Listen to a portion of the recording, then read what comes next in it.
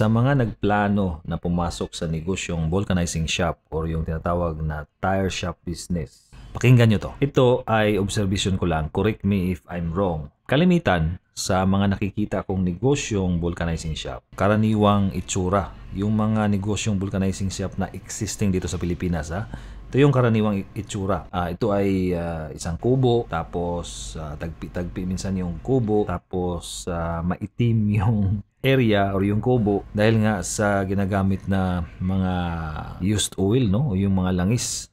So, minsan nangingitim, tapos nakapaligid or napapaligiran ng mga sirang gulong. So, meron din itong typical na signage na gulong din nakalagay vulcanizing shop. So, itong mga business na ito, nagtatagal naman sa serbisyo. Meron akong alam, 15 or 20 years na siya. Pero mula noon hanggang ngayon, ganun pa rin na ganun yung itsura. So, sa mga gustong pumasok or nagbabalak pumasok sa negosyong to, hindi ka ba para magdadalawang isip or mapapaisip kung bakit naging ganun yung negosyo nila? Bakit hindi umaasenso? Ating alamin at ating tingnan at sagutin ang tanong na ito kung bakit. Para kung ikaw ay pumasok sa negosyong ito, at least alam mo kung ano siguro mga dapat iwasan at kung ano ang mga dapat gawin, i-discuss natin ito at tatalakayin natin yan sa part 2 ng video na to.